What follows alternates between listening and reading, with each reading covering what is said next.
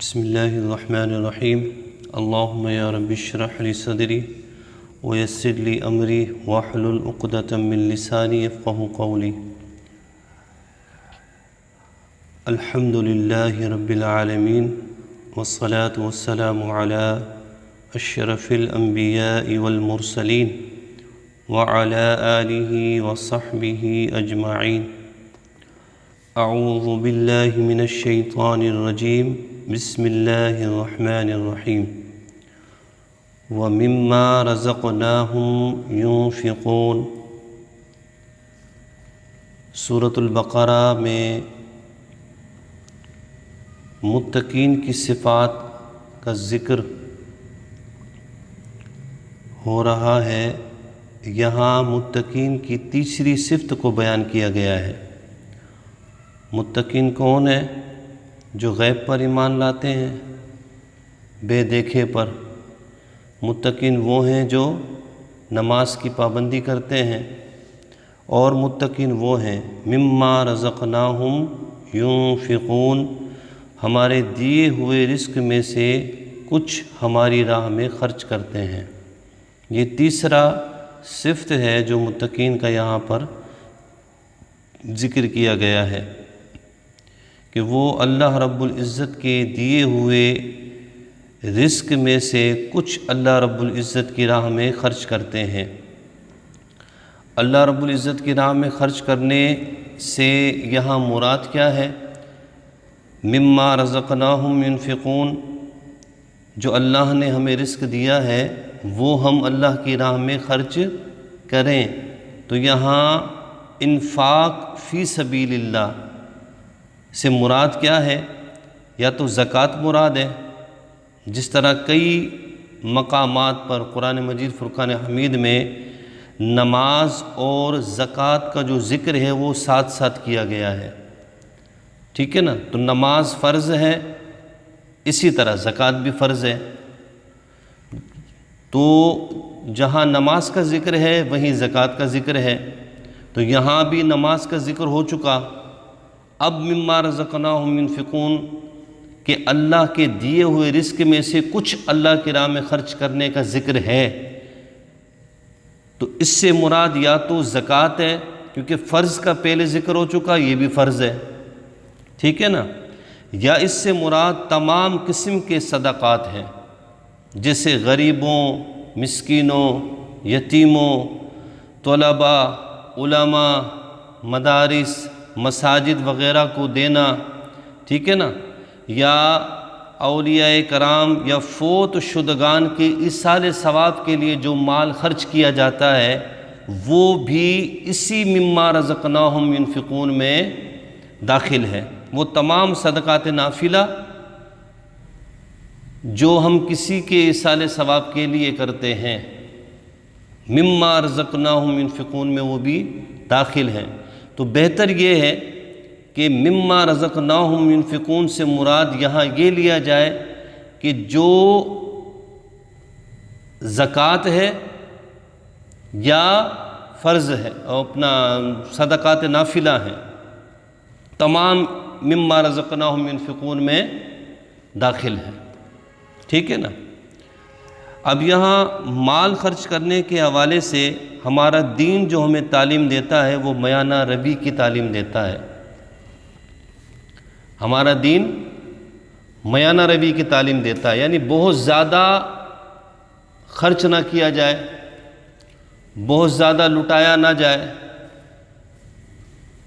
دیکھ بھال کے خرچ کیا جائے، فضول خرچی نہ ہو یا کنجوسی سے کام نہ لیا جائے، درمیانہ راستہ اختیار کرنا چاہیے، نہ زیادہ فضول خرچی ہو نہ بخل سے کام لیا جائے۔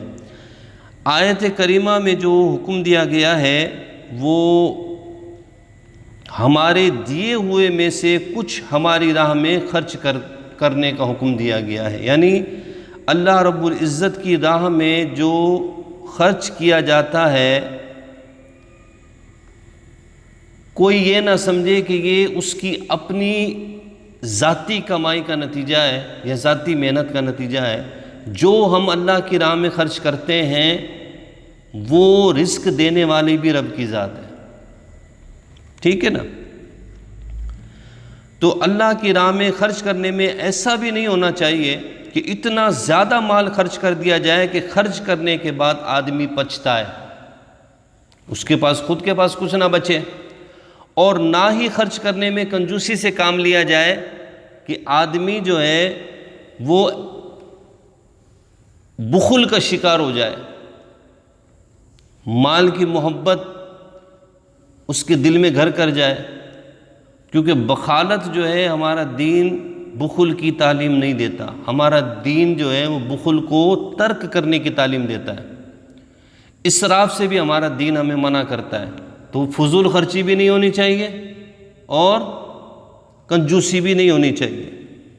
اللہ رب العزت فرماتا ہے بنی اسرائیل آیت نمبر 29 میں وَلَا تَجْعَلْ يَدَكَ مَغْلُولَةً إِلَىٰ عُنُقِكَ وَلَا تَبْسُطْهَا كُلَّ الْبَسْطِ فَتَقْعُدَ مَلُومًا مَحْسُورًا، اور اپنا ہاتھ اپنی گردن سے بندھا ہوا نہ رکھو اور نہ پورا کھول دو کہ پھر ملامت میں حسرت میں بیٹھے رہ جاؤ، یعنی اتنا بھی اپنے ہاتھ کو تنگ نہ کرو کہ کچھ خرچی نہ کرو، تو جب مر کے کل قیامت کے دن اللہ کی بارگاہ میں حاضر ہوگے تو سوائے حسرت کے کچھ بھی نہیں ہوگا، ملامت ہوگی، شرمندگی اٹھانی پڑے گی، اور اتنا کھل کر بھی ہاتھ کو اتنا کھلا بھی نہ رکھو کہ پھر تمہارے پاس کھانے پینے کے لیے کچھ نہ بچے، تو پھر حسرت باقی رہ جائے گی، ٹھیک ہے نا۔ درمیانہ روی اختیار کرنی ہے، نہ زیادہ فضول خرچی کرنی ہے نہ کنجوسی کی طرف جانا ہے۔ اور کامل ایمان والوں کا جو صفت اللہ رب العزت نے بیان فرمایا ہے سورہ فرقان آیت نمبر 67 میں وَالَّذِينَ إِذَا أَنفَقُوا لَمْ يُسْرِفُوا وَلَمْ يَقْتُرُوا وَكَانَ بَيْنَ ذَلِكَ قَوَامًا، اور وہ لوگ جو جب خرچ کرتے ہیں تو نہ حد سے زیادہ بڑھتے ہیں اور نہ تنگی کرتے ہیں، ان دونوں کے درمیان اعتدال سے رہتے ہیں، یعنی درمیانہ راستہ اختیار کرتے ہیں، بہت زیادہ بھی نہیں دیتے بہت تھوڑا بھی نہیں دیتے، اتنا دیتے ہیں کہ اپنے پاس بھی محتاجی نہ آئے اور دوسرے کی ضرورت بھی پوری ہو جائے۔ سمجھ میں آئی بات؟ ہونا ہی ٹھیک ہے نا۔ اب اس کے بعد اللہ رب العزت فرماتا ہے چوتھا جو صفت ہے وَالَّذِينَ يُؤْمِنُونَ بِمَا أُنزِلَ إِلَيْكَ وَمَا أُنزِلَ مِن قَبْلِكَ وَبِالْآخِرَةِ هُمْ يُوقِنُونَ، اور وہ لوگ جو متقین ہیں جن کا ذکر پہلے ہو چکا، ایمان لاتے ہیں اس پر جو اے محبوب تمہاری طرف اترا اور جو تم سے پہلے اترا، وَبِالْآخِرَةِ هُمْ يُوقِنُونَ، اور آخرت پر یقین رکھتے ہیں۔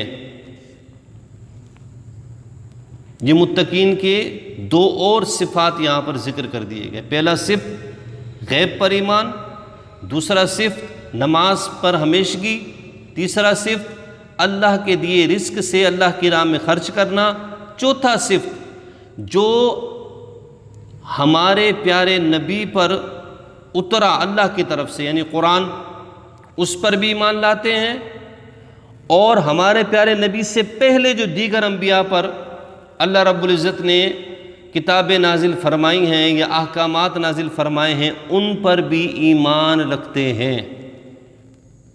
پانچواں صفت آخرت پر یقین رکھتے ہیں، ٹھیک ہے نا۔ وَالَّذِينَ يُؤْمِنُونَ بِمَا أُنزِلَ إِلَيْكَ، اس آیت کریمہ میں اہل کتاب سے وہ مومنین مراد ہیں جو اپنی کتاب پر اور تمام پچھلی آسمانی کتابوں پر اور تمام انبیاء کرام علیہم السلام پر نازل ہونے والی وحیوں پر ایمان لائے اور قرآن پاک پر بھی ایمان لائے، ٹھیک ہے نا۔ یہاں ذکر کیا گیا ہے نا وَالَّذِينَ يُؤْمِنُونَ بِمَا أُنزِلَ إِلَيْكَ وَمَا أُنزِلَ مِن قَبْلِكَ، وہ لوگ جو ایمان لائے اس پر جو آپ پر اترا اور اس پر جو آپ سے پہلے اترا، ٹھیک ہے نا۔ تو ہر وہ مومن حضور کی امت کا اور ہر وہ مومن پچھلے انبیاء میں سے کسی نبی کا امتی جو اپنے نبی پر اترنے والا کلام ہے اس پر بھی ایمان لائے، اور اپنے نبی سے پہلے جو دیگر انبیاء گزرے ہیں ان پر جو اللہ نے وحی کا جو سلسلہ رکھا، احکامات جو نازل فرمائے، ان پر بھی ایمان لائے، وہ ہے مومن۔ سمجھ میں آ رہی ہے بات؟ اور اس آیت کریمہ میں ما انزل الیک سے تمام قرآن اور پوری امت پوری شریعت مراد ہے، ٹھیک ہے نا؟ بما انزل الیک، جو آپ پر اترا یعنی قرآن، پورے کا پورا قرآن مراد ہے،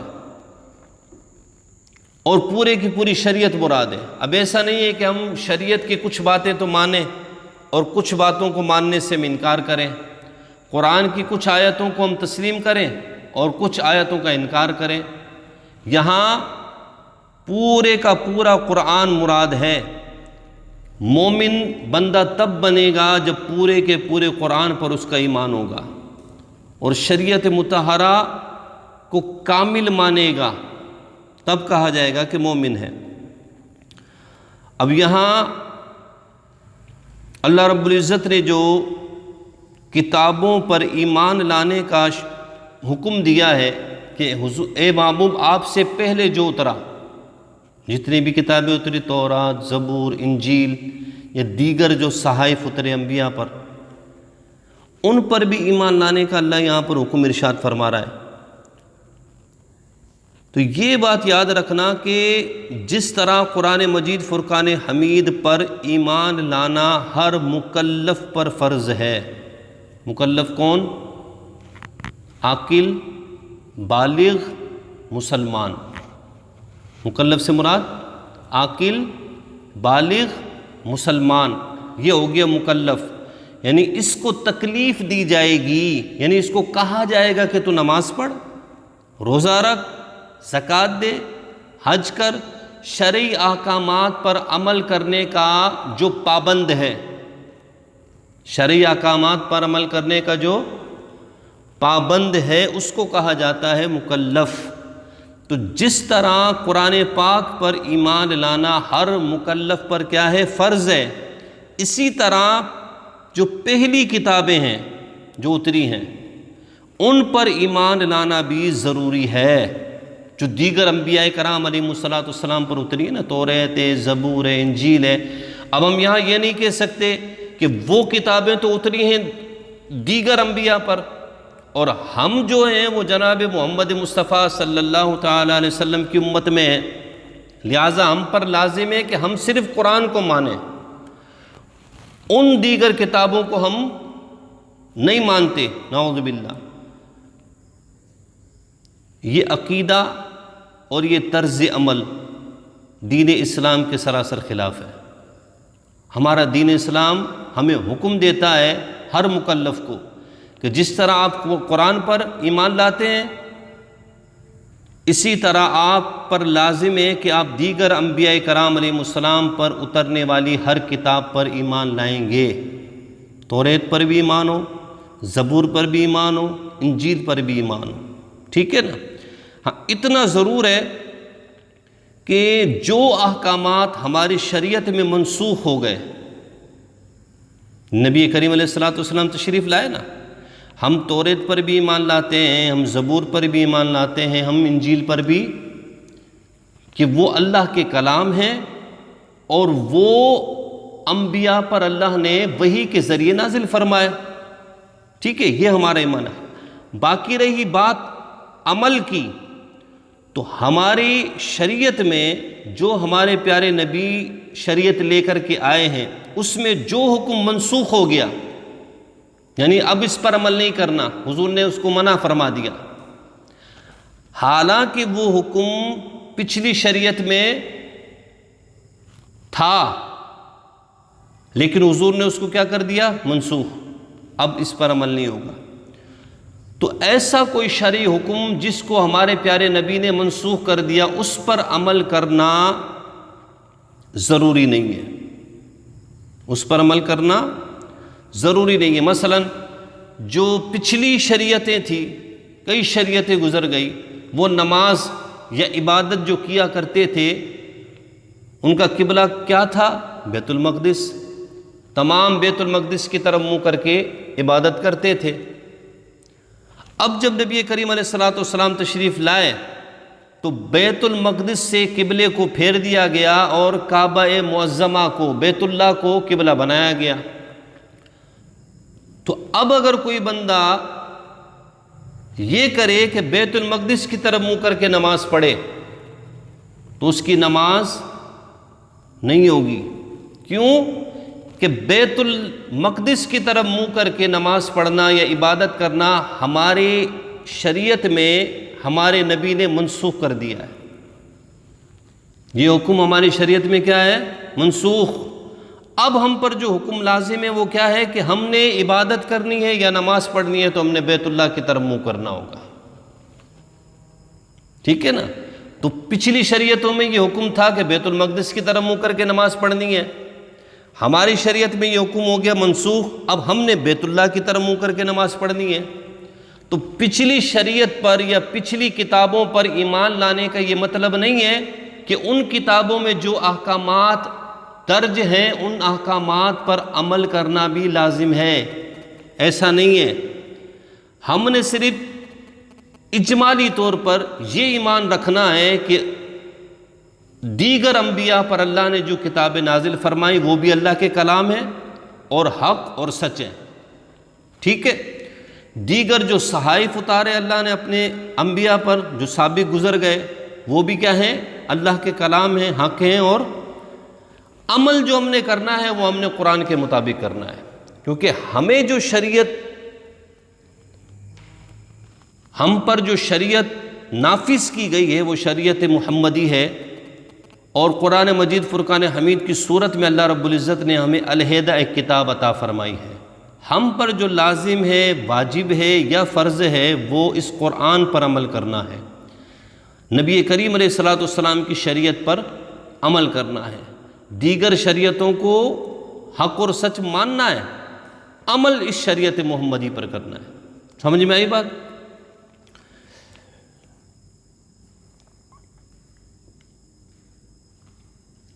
قرآن مجید فرقان حمید پر ایمان رکھنا یہ بھی فرض ہے، لیکن یہاں ایمان رکھنے کے معنی یہ ہوں گے کہ ہمارے پاس جو کچھ بھی موجود ہے، یعنی قرآن مجید فرقان حمید کے جو 30 مکمل پارے ہیں، پورے مکمل 30 پاروں میں ایک ایک لفظ اللہ رب العزت کی طرف سے ہے اور برحق ہے۔ تو اللہ تعالی ہم سب کو قرآن مجید فرقان حمید پر عمل کی توفیق عطا فرمائے۔ وما علینا